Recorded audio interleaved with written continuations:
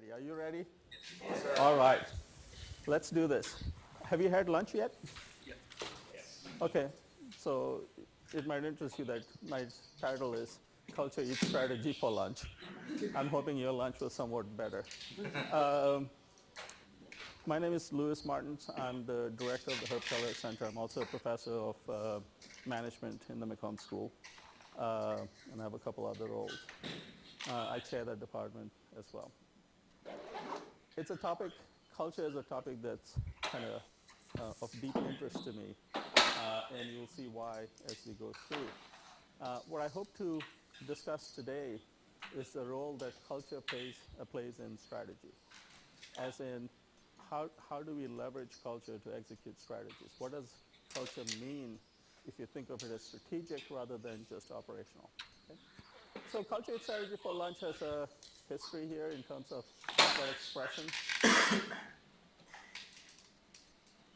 So Peter Drucker, famous writer in management, a professor, said, culture is strategy for breakfast. Recent, and this is apparently a sign from Ford's strategy war room, talks about the importance of culture. Then there's a recent book that says, culture eats strategy for lunch. Now you ask me, why did I choose the second title? Because I don't do mornings. It goes against my personal beliefs. And my understanding is that breakfast happens in the morning, so lunch is a much more reasonable time. In fact, it would be better to go with the European version here. This is the European version. It says, culture eats strategy for breakfast, lunch, and dinner. So probably a late dinner too, so it's a European website of some sort. So what does that mean? What does it mean to have culture be central in execution of strategy and the like, is what I want to explore today. And really think about what it means for an entrepreneur or somebody running a division or a department or an organization when they talk about culture and its role in the organization's success. Okay. And then what does it take to build and maintain a culture that is strategically valuable? To do that, let's start off with a little icebreaker exercise so that, culture is a tricky topic, but before we before we get into it, it'd be nice to bond a little bit. So what I'd like you to do is form groups of about 5 or 6 with people sitting around you. If nobody's sitting around you, you might have to get up and move, and that goes against your cultural values. But, so what I'm going to do is,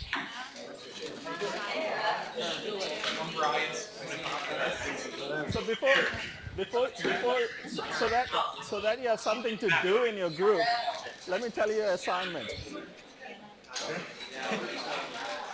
All right, let's form the teams first. Look around you and see who has leadership potential and designate them as the reporter, outer, and the note taker. Report outer is an actual word on my slides. So somebody will report out because you're going to do a little exercise here. And it's something that most of us haven't done before. But if you've done this before, I don't want you to use that same thing again for this exercise. Come up with something new. It's definitely not something that most of us do this early in the day. So it's going to be a little bit weird. Ready? I'm going to have you create a cult. I don't know where your mind was going, but that's the extent of weird I get. So we're going to design a cult, and at the end of this exercise, I'll give you about 15 minutes. This is called rapid cultifying. I'll ask you to report out a name for your cult, a purpose for its existence, examples of behaviors that you want your cult members to show, the central principles and beliefs that will inform behavior in the cult, the type of people that will be recruited into the cult, how you'll induct them, and that can be fun, and how you'll remind them of the sacrosanct beliefs that you have in the cult, okay? I'm going to give you a little sheet that you'll take notes in. Lydia's going to hand those out. And if you have more than 3 things in each of these categories, kind of pick your 3 best, and then we'll do a report out. So this should get you getting to know each other.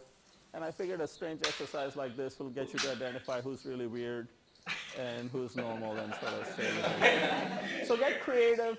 There are no real limits to this. Don't offend anybody in your team, but other than that, or in the class, but otherwise it's cool. Two nicks, we got two nicks. Let's leave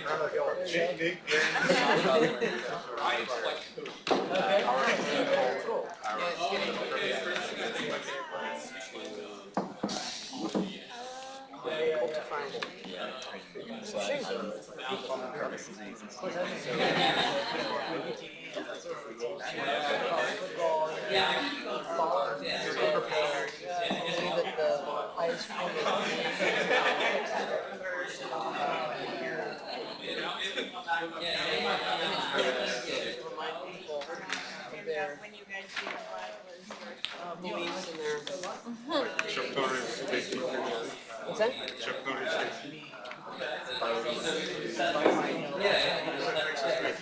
No, Texas graduate. So like a longhorn worshiping cult.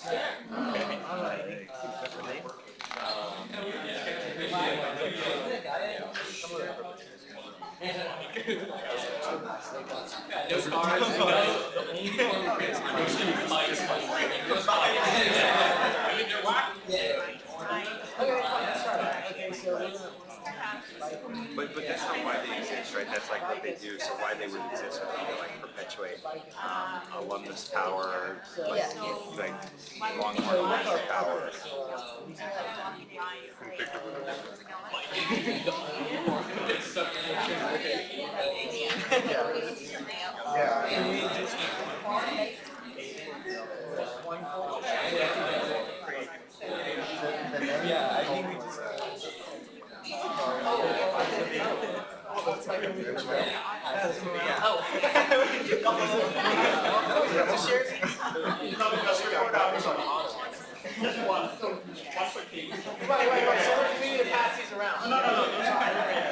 Oh, everybody has them. Okay, these are ours.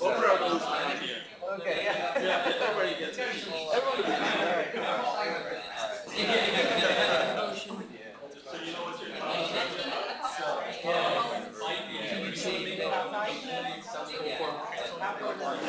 appreciate it.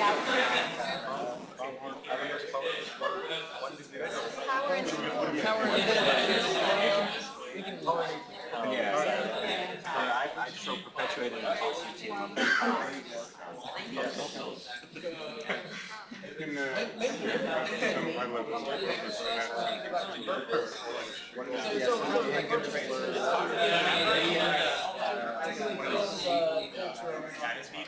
So that would be like ongoing activities. Yeah.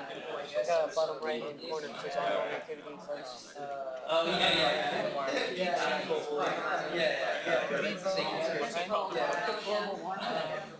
Devotion, so forcibly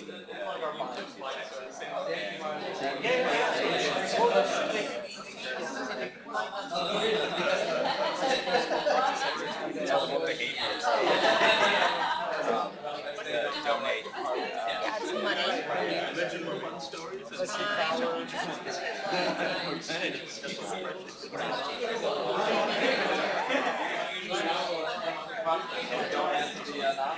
like writing. Oh, yeah, for the basics. Let's get that in my head. Actually, it's fine. My daughter is outstanding at artistic sort of things. She takes great pictures. And so when we go on vacation, she's old enough, she's like, all right,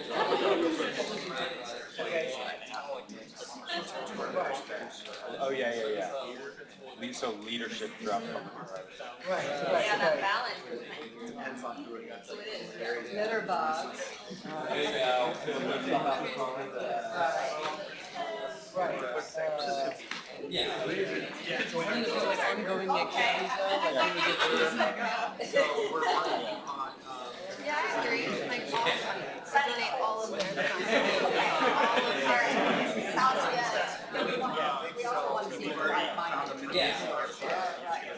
that's big. All of their resources.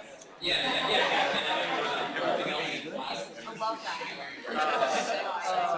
that's what we certainly want, right? That's what we want. Yeah, that's the system we want. We want to be zero tolerance. No, but it's like the principle, like the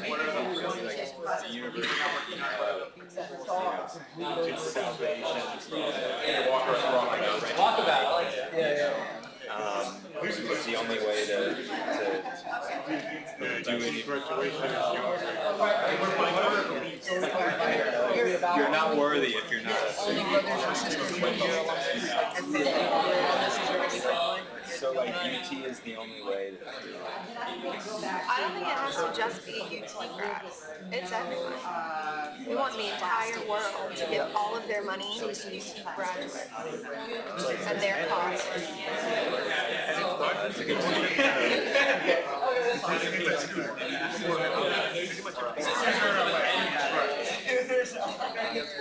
So UT is the only way. That's everything else. So that you don't go off on your own. Probably live together. It was like, how are we simpler? Well, okay, like, so when you see a something I guess I can.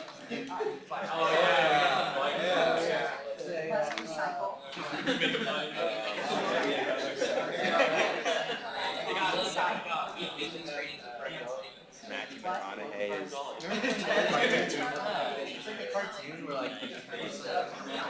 like a saint. That's your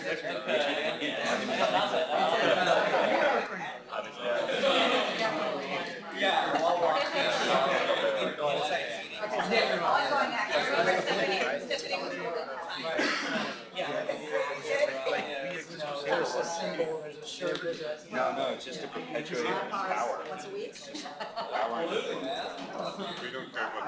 Global domination. Yeah. World So for types of people, I said the entire world, we can start with friends and circle of influence, and then step B would be just like the C-suite of the Fortune 500, and then just go on from there. So how would we get them to become Longhorns? Oh, that's easy. They can buy them. We're persuasive. Also Brad.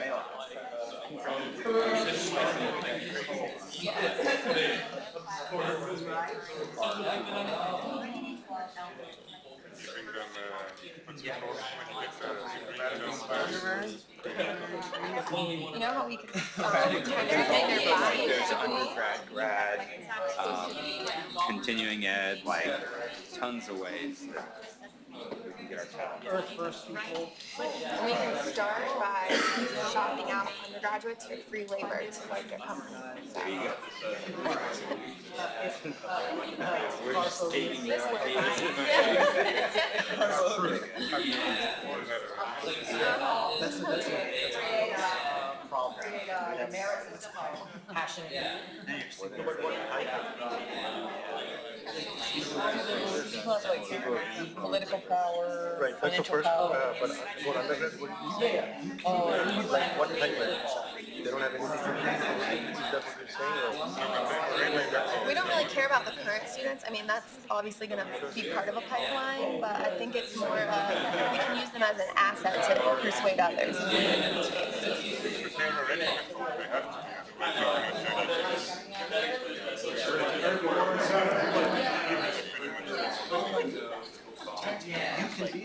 Maybe it's like, what do you know? Oh my God, you don't have to be in Houston. Just like, Born to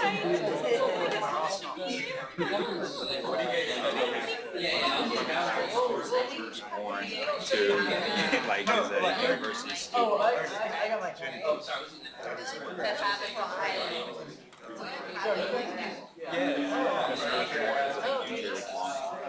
Well, you should be promising on your kids, right?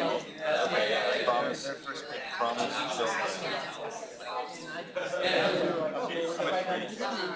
Like induction is usually like a rite of passage, like a ritual. Oh, they need to get branded. Yeah, They it's get like branded. we don't have to get the Oh no, that's totally cool.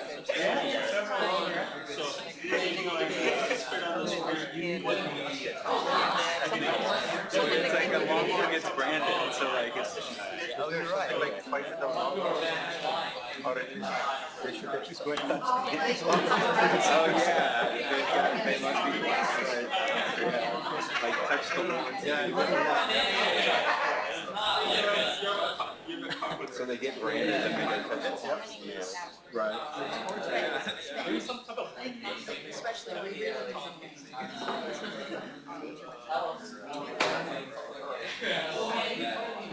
And also, so, that's that would ongoing activity. Folks, a couple more minutes, and then we'll report out.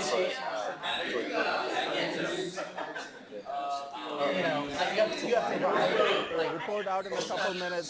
Yeah. Please make sure you have a sprint schedule. and you have to tandem or a three-seater bicycle, and you have to give people who don't want to leave. Yeah, can you imagine like down like Everyone must have an image of Bevo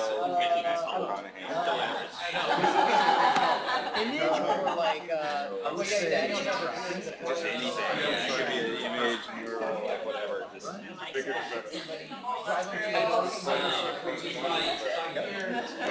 until that thing is filled yeah, up. some sort of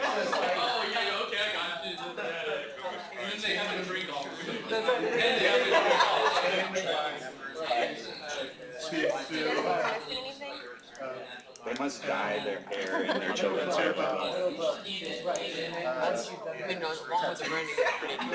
Yeah.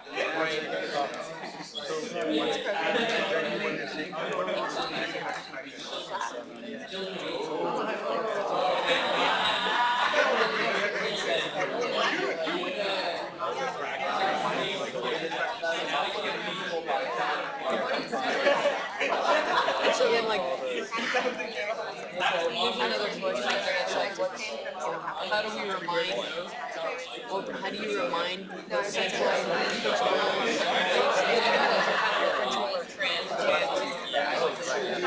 Everyone must I think sing they're as both a similar section. Yeah. We have a name. Well, I was looking into that. I know that. I know, like, yeah. Is it like I don't know. Yeah.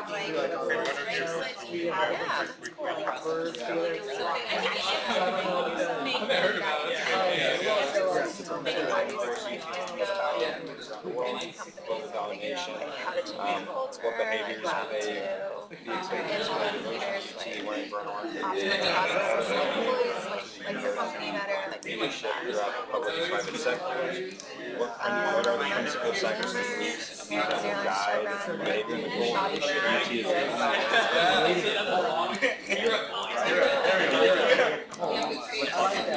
To join Are they mostly done? yeah. Awesome. What induction process is used to initiate new members in the pool? They must promise their children that future partners must be branded and then must touch the ground.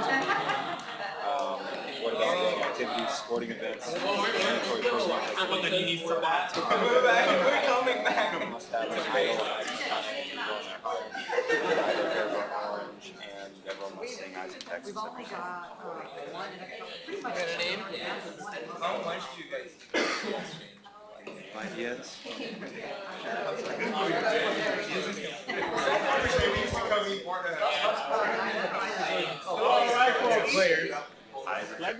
Let me say that it's a little bit terrifying how much you seem to enjoy creating an account.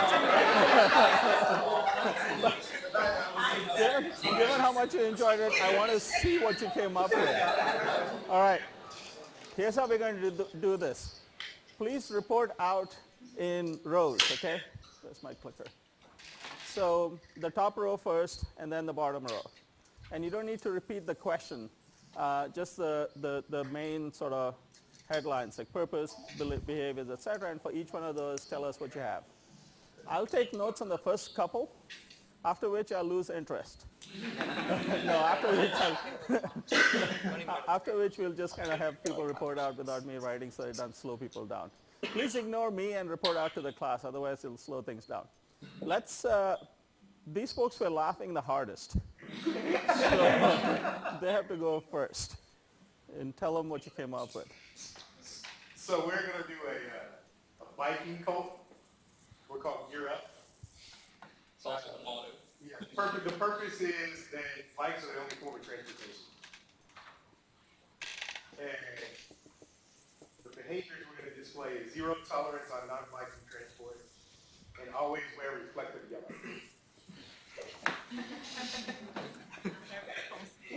And then our beliefs are zero carbon emissions and sustainability and prevent global warming. People, we're going to go after radical environmentalists, people with carbon phobias, energetic.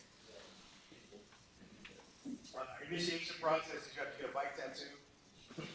You have to tandem bike and fill up the tandem bike and then ride to a pedal pub and slowly fill up the pedal pub. And then once you get the pedal pub full, you have to drink all the alcohol.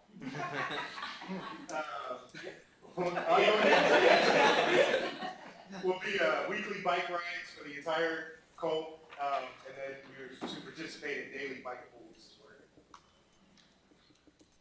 How about a big hand for Gear Up?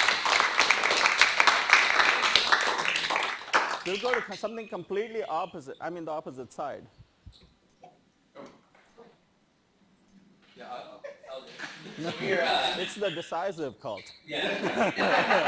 We're the children of Eden, and our purpose is to appreciate the earth and honor and respect the earth. Our behaviors for the cult members will be no gas vehicles. Everyone has to live outside all the time. No plastic. Our guiding sacrosanct beliefs are, we believe that the day after tomorrow, the Michael Bay film is our sacred text. Al Gore is like functionally our pope. What types of people we sought to join the cult? We're going to do two different types. We're going to evangelize in the oil patch, but also like our base will be kind of like REI, Birkenstock type people. Initiation process, you're going to have to do like a 1 month walkabout in the woods, obviously. You have to like give over all your plastic possessions to us, and then you have to plant a tree a day for 30 days. Then ongoing activities to like kind of keep everyone on track is we have a annual retreat, and we're going to have something called, kind of like the Scientologists have with faith levels, we're going to have a karmic balance that like you either gain or lose points on based on your behaviors. All right. Earth lovers.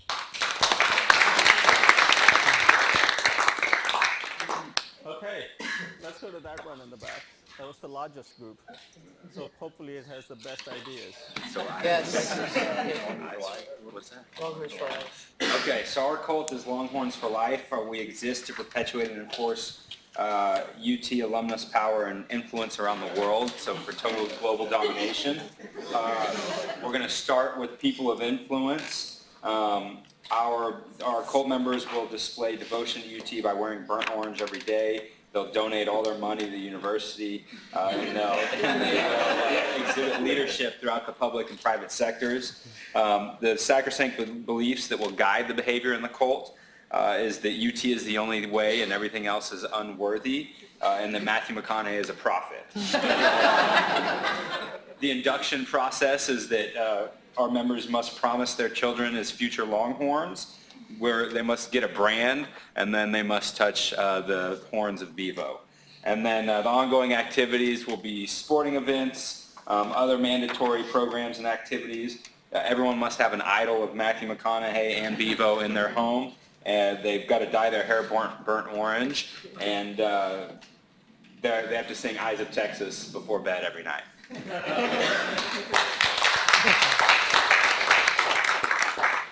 Let's go to the back row here. So we've got, we're the unstudies. The purpose was people who get through school without studying.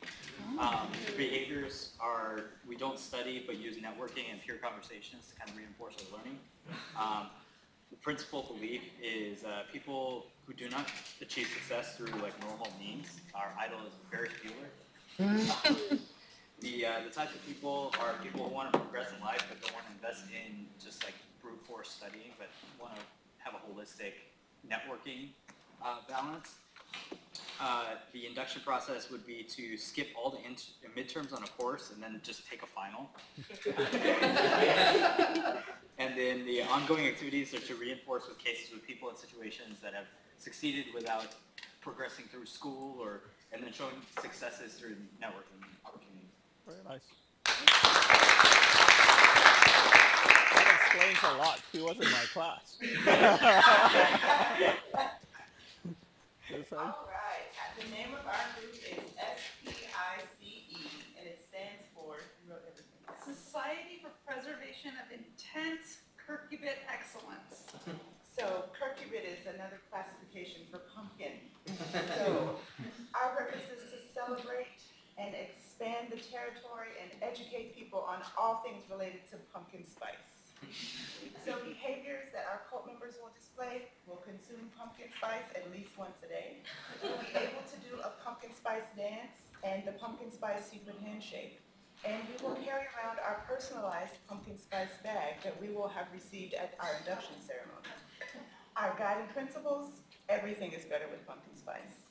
Pumpkin spice at every meal. And we need an hourly spice break, and we will advocate for that from all of our employers. People we're going to seek, people at coffee shops, people in pumpkin patches, bakers, and of course, the Spice Girls. So at the induction ceremony, you have to be able to chug a pumpkin spice latte in 30 seconds or less. And then afterwards, you'll be granted your personalized pumpkin spice patch that you will carry around. You'll be able to elevate in levels of spiciness depending on the number of members that you recruit and bring to the organization.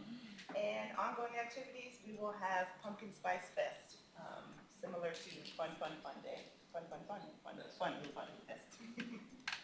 All right. All right. Last one. So we believe that back in the 60s, cults got a bad rap. So we are here to make cults great again. And the name of our cult is the Cult of Cults. And our objective is to create more cults. The types of behaviors that our cult members will be expected to display are obedience, leadership, charisma, influence, authoritative, and blinding trust. The principal beliefs are that we believe the world will be better off with more cults, and that cults are cool.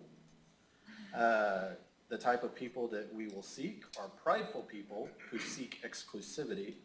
The induction process entails, and when you create a cult, you will be inducted into the cult.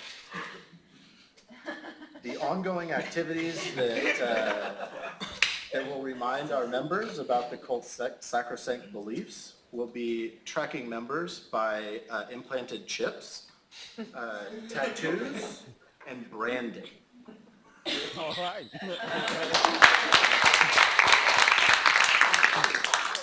People are a little worried.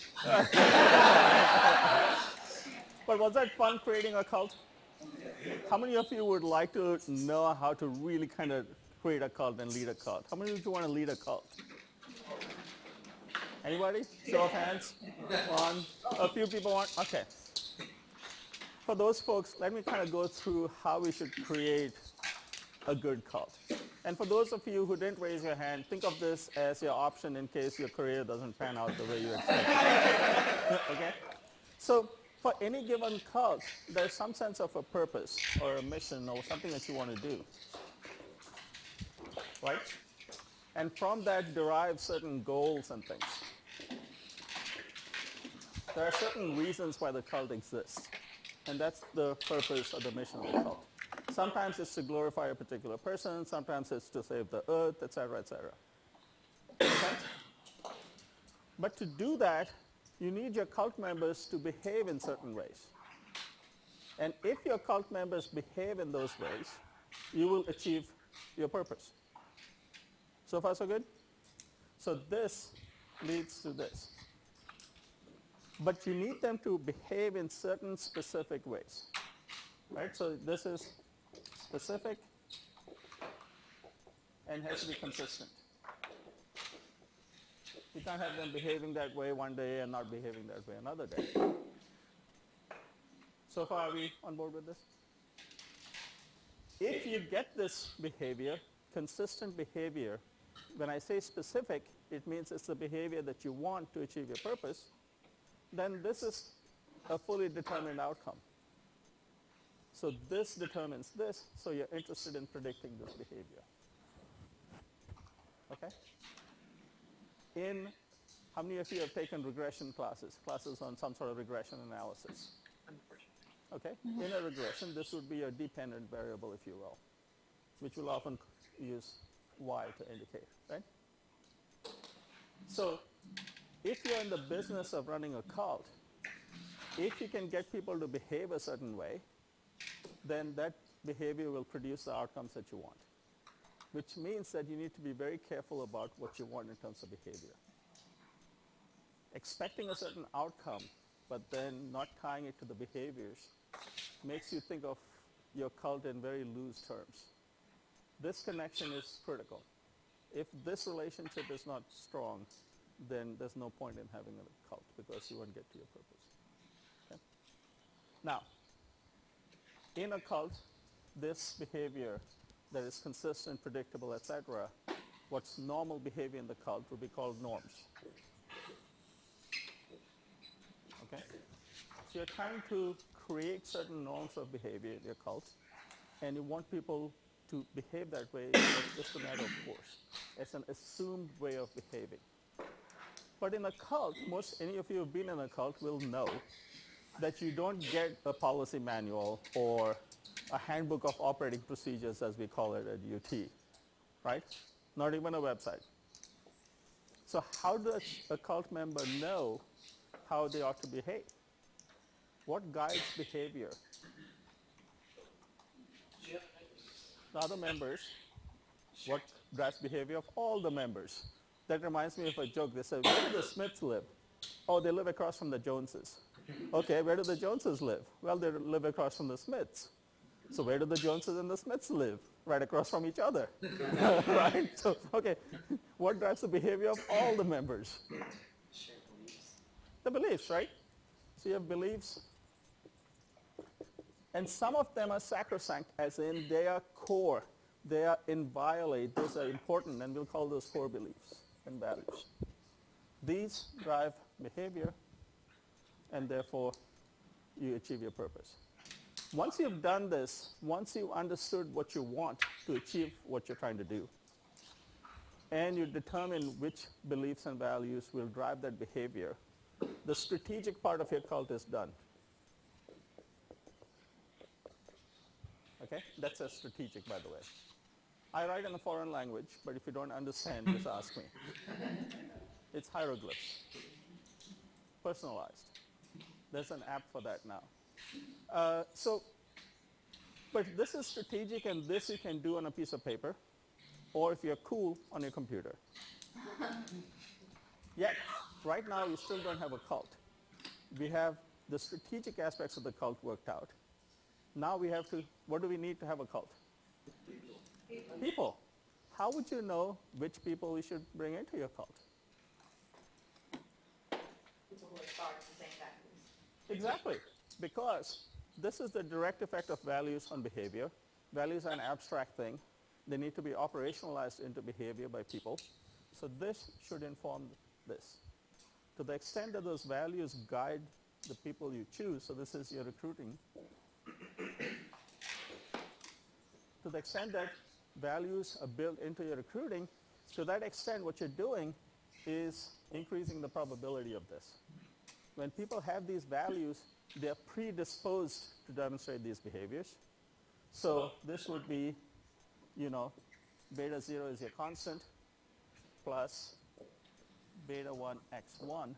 So this will be x1 activities, and this is beta 1. And this is just the indirect way of getting values to drive behaviors, because they have to be in people. So we're working on the operational side of the cult now.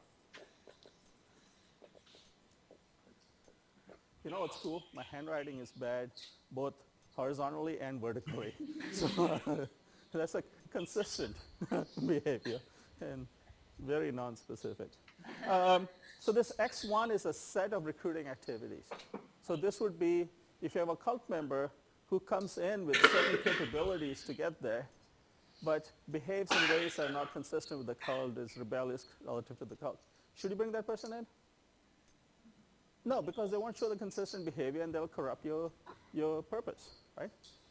So, by the way, when we talk about behaviors, there are two sets of things. One is what gets the purpose done, like what gets the purpose achieved. So what are the kinds of behaviors that we need in order to achieve this purpose? And also how. It's not just the what, but also how. Should it be fun or serious? You can do things in a fun way, you can do things in a serious way, or a professional way, or whatever it is that you want to call it. And those are choices you make. Who decides what those choices are to be? The cult leader, right? So you as a cult maker have to decide what's going to be done based on this and how it's going to be done based on your personal style of leading this cult. So that will tell you which values you'll choose. So that will tell you what kind of people you're going to recruit. But once you've recruited them, this is raw material that has a tendency towards this. You've explained a little bit of this why. Did the math confuse you? Okay. But then, once the person comes into your cult, they have to learn how those values are lived in your cult, right? So, evangelizing, what does that mean in your cult? And they need to be clear about that. Or things like, protecting the earth. Like, what does that mean in terms of actual things that you're going to do? And those are some induction activities or orientation activities. And the purpose is to explain to people how these values are lived in your particular cult. These are predispositions that are now being shaped into cult-specific behavior. Okay? So this is plus a little bit more of the mystery is explained. And then I'm hoping that you want to run your cult for 100 years, right? It's a cult of immortality, after all. And so you need to remind people of these sacrosanct beliefs because those are what's going to drive behavior. And those are when somebody doesn't behave the way you expect them to, what do you do to them? Punish them in some fashion. When they behave the right way, you reward them in some fashion.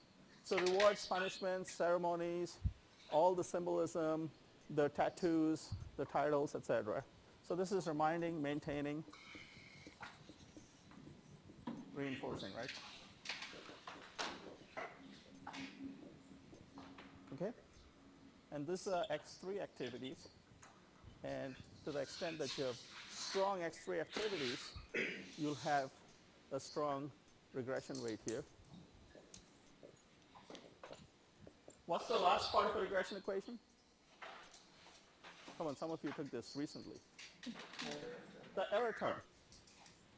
The bigger your betas, the bigger the effects that you have, the smaller the error term, which means the more predictable and consistent your behavior is, right? Once you've done all of this, you have organizational culture. That's all there is to our culture from a perspective of how it drives behavior, which gets you to your purpose. So if you're in the business of customer service, right, so let's take Zappos. They build a relationship with people, and they want people to have this relationship so that they'll have repeat purchases and they're comfortable purchasing on the phone. So when you think about that as their mission or as their purpose, then in terms of behaviors, what would you expect them to do?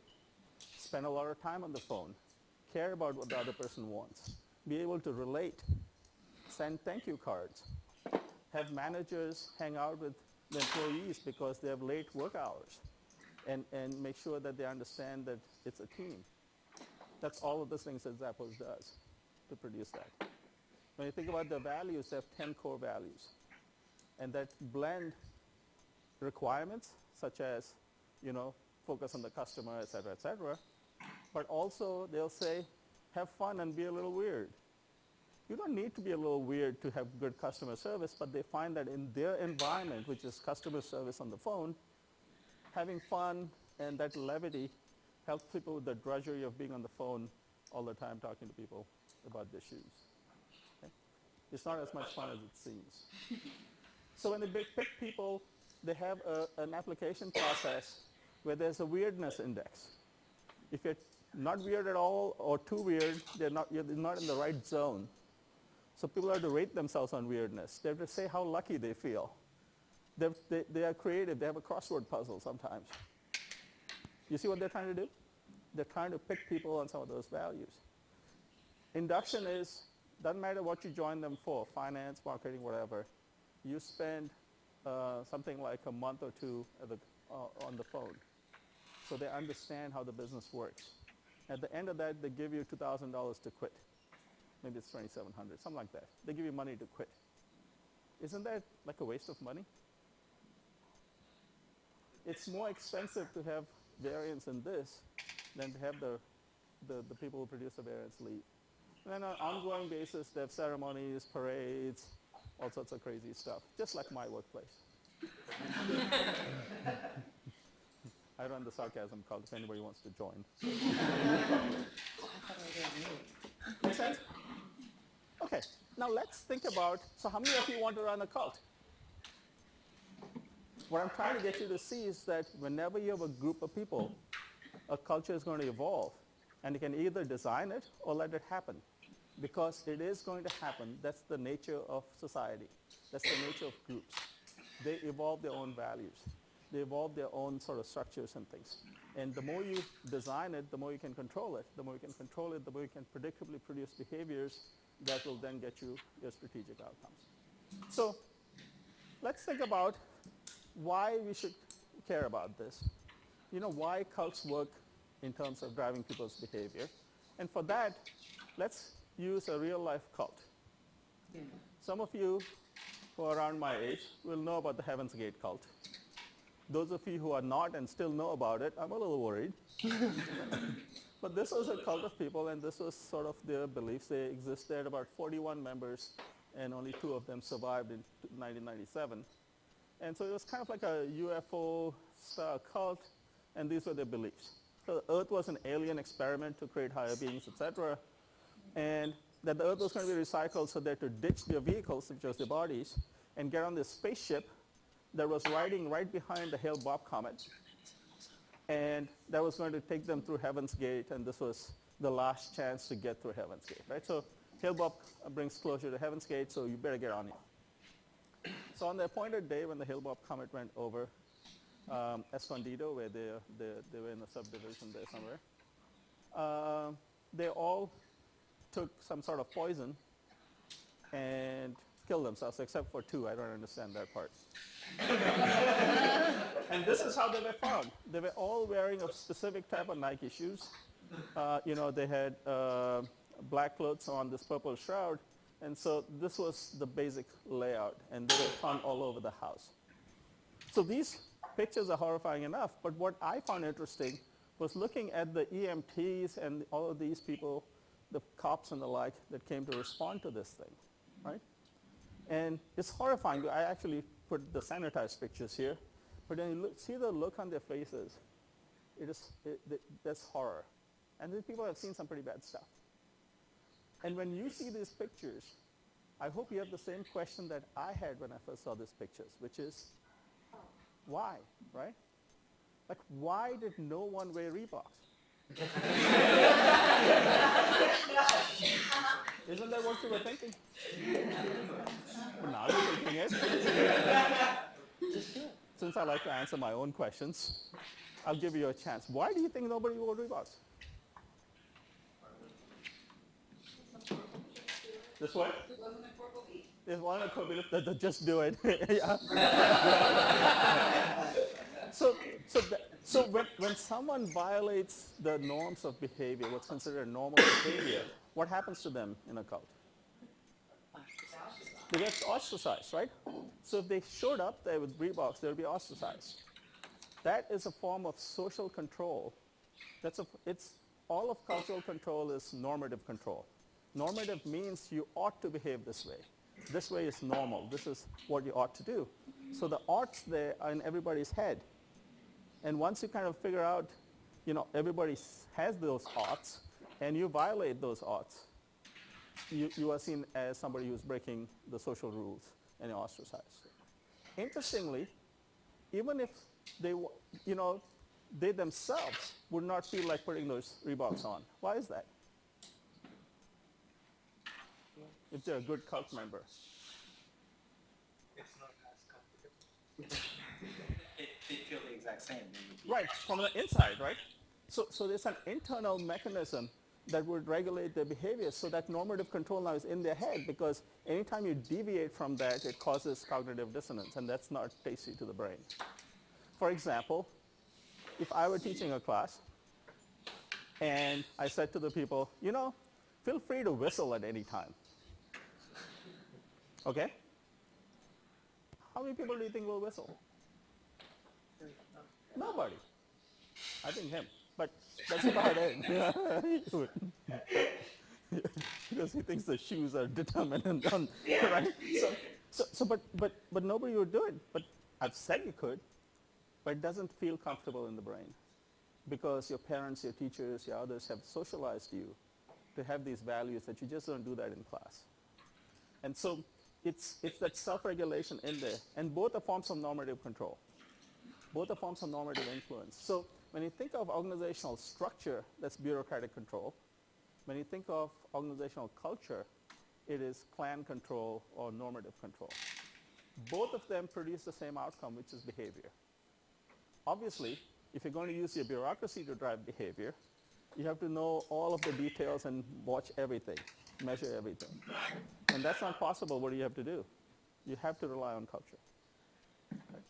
How will you know that the person is going to do the right thing when you're not watching? They have to have those values. So if you don't lead a cult, you're leaving a lot of money on the table when it comes to running an organization. So this is pretty much what we just put up on the board. And since my handwriting is really sort of unique, I typed this stuff out. And I want to highlight that what we're after are certain behaviors. And then the underlying driver of all of your cultural system are the values. So when you put up the values, your goal should be to come up with meaningful values that will drive behavior, not things that will sound good. Teamwork, integrity. I mean, who doesn't want integrity? Right? I mean, oh no, I guess Alibaba and his 40 thieves, but they must have an integrity code of their own. So those are meaningless values unless integrity is a real problem and people have been stealing stuff, right? So you need to understand why you have those values. And if you cannot tie those values to specific behaviors that drive outcomes, that drive your strategy execution, then they're just nice to have on a placard. They look nice. You can always have nice things for them, hang banners. But if they don't drive behavior, then there's a disconnect between what you're saying and what's happening. And now you've lost control. Now you can't predictably produce behaviors. Okay? All right. Question is, where does culture come from? It's usually founding conditions. Like Southwest Airlines, they had, when they first started, there was a lot of litigation to keep them from flying. And that created this underdog mindset that still exists. They call it the warrior spirit. They're still fighting, even though they're the largest airline in the country. And then you select people who fit the culture, and then those who don't fit leave, right? So that creates a certain homogeneity. And then by socializing ongoing reminding things such as orientation programs, performance management systems, structure and work systems, how things are set up, such as reserved spaces mean it's a hierarchical culture. If it's egalitarian, then you have more egalitarian norms and expectations. When you think about values, the key to remember is that you need to make sure that there's a consistency between the values that you say are important and the ones that are important in real life. So if you say that innovation is important, but every time somebody tries, they get punished when they fail, now that's not really, there's a disconnect between the talk and the walk. So you have to walk your talk. By the way, if I had a dog, which I don't, I would name the dog the talk. So, I always walk the talk. So, core values are those values that are inviolate and they're central, and you'll find that there's variation around those. So, say you're at JP Morgan, you have certain core values. and that'll drive most of what they do. But then there are certain things in which the IT service of JP Morgan might have unique values associated with IT sort of operations, right? Whereas some other marketing folks might have a different value. So values tweak a little in terms of based on function, geography, or specific manager. But ideally, you don't want the core values to be different across units. Here's Gilbert's take on values.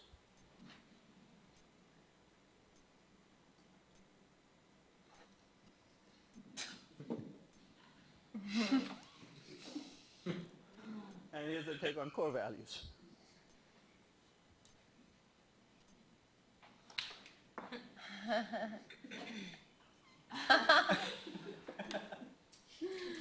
So anyway, you need to make sure your values mean something in terms of behaviors.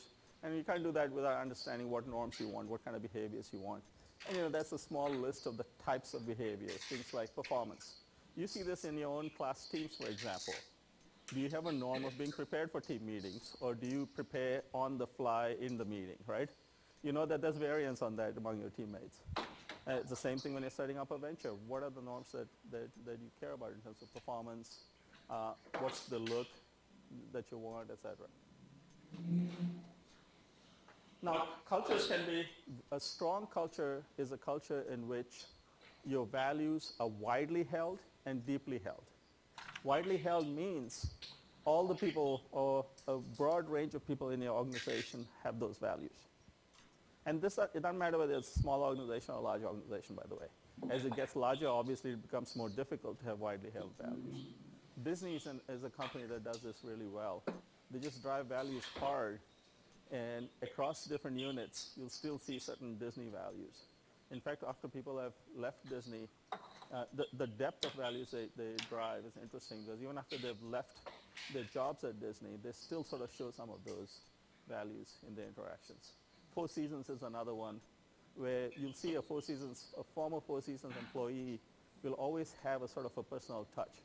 If you ask them downstairs in the lobby, how do I find such and such room? They're more likely to walk you towards it than just point you towards it, because that's what's driven into their mind as value. So that depth means you'll consistently produce that behavior. Breadth means most of the people will produce the behavior. So then you have a strong culture. It's breadth and depth. Once you have that, there's some positives, because once everybody has these values, they know how to behave. They produce a certain sort of guidance in terms of in uncertain situations. You don't have to worry that people will do the wrong thing or the not useful thing. It also provides identity, a source of identity, and fosters commitment and the like. And it prevents the social system from being sort of, the organization from being disrupted by any one manager or two that come in who don't fit in. So it has some stability to it. That also turns us to the downside, which is changing cultures is very hard. A strong culture is very hard to change. You have to loosen this culture, use structure and scaffold into a new culture. It acts as a barrier to diversity. And even if we bring in diversity that is demographic, it can also create a barrier to diversity in thinking. So unless you build innovation and trying new things and thinking differently, or as Apple called it, think different. Grammar class, I guess, not their thing. But unless you kind of build that as a value in the culture, you're not going to get it, because it's going to be very hard for people to.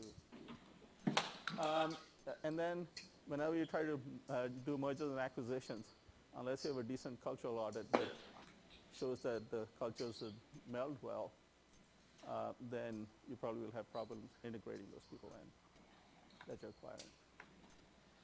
This is the Onion's take on the culture.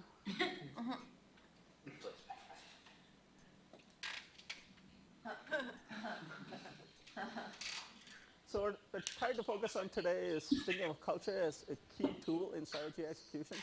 The cultural system as a design set of interlinked components that they all connect to each other. So you can't have the wrong kind of people and expect certain kinds of behaviors, right? So it's a system, and every system the power of a system is in the interrelationships among the pieces. Values are the main driver of any cultural system, and then consistency in the desired behaviors is a key outcome you're interested in because it basically fully determines the accomplishment of your purpose. And then the whole thing is driven by this notion of normative clan control. All right? I have 1.5 minutes for questions. I left plenty of time. Questions? So how would you go about assessing a workplace culture? Like, how do you understand that? Knowing. That's a tricky question because the best way people can assess a workplace culture is by actually being in it. But if you're just visiting it, you can look at artifacts. You can look at how people interact with each other. You can look at how playful versus serious their workplaces look. You can look at who dresses what way. You can look at whether there's separate sections in cafeterias and things. So all of those things are artifacts that you look at. There are websites you can go to hear what people say about the organization. You have to know that they're biased. I mean, people in the extremes, and usually the people who don't like the place will go and put in a. So as with all reviews, you'll have some of this, and alumni are a good source. Research actually finds that people who enter into referrals from friends and family not only happier and stay there longer, but also produce better than just going on the market and hiring people. So some companies I know don't have a nepotism policy, right? By the way, let me introduce Elizabeth Bryant, the VP for Southwest University and the keeper of the culture. Welcome. Thank you. Do you want to change or add to my answer on how do you figure out the culture? I think that was a great question, and I love your response. I might add, there's engagement scores that typically companies look at. So they do employee surveys and look at engagements, and if that's a high score, that tends to say there's something special about that culture. I would also look at turnover. I think if you look at employee turnover, if you're happy, you tend to stay a little bit longer. People tend to leave people, they don't leave companies, right? So the longer you stay, that more speaks to the positive nature of the culture. How hard is it to change culture, and does it take changing leadership to change culture? That's a good question. A strong culture is hard to change. However, the best evidence we have in terms of culture change is that. So let's go to the root word of culture. What's the root word of culture? Oh, you guys are primed for that. It's not cult. What's the root word of cult and culture? Anybody take Latin? It's the one word I know in Latin. Although et cetera is probably a Latin word. Who knows? Okay. It's culere, which means to grow. Okay? Like in cultivate. So culture grows, structure you can erect. And in terms of changing culture, one, you'll have to change your selection processes. You have to change your values, selection process. So tweaking culture is doable. Changing culture requires some sort of a crisis, some completely new leadership, but you're changing the whole setup. Remember, if you're leading through values, people don't change their values randomly. It's a crisis or something like that that drives that. So what research finds is that putting in systems and processes and letting the new culture grow on those, operationalizing the cultivate aspect of culture, is the best way to change culture. It's very easy to break a culture. Most of the times the culture will beat you. Examples, at Hewlett-Packard, Carly Fiorina went in and said, this HP way is too old school, that's what you guys have always done. I'm going to completely transform the culture of this place. They in fact had buttons made up that said HP way with a red line and a circle, a red circle through it, right? You have to remember that when somebody's part of a strong culture, they're highly identified with the organization. As the word indicates, identity means you're one with the organization. So that negation of that culture is a negation of the person. How are you going to convert that person who you just dissed? Right? Is that the technically correct word to say?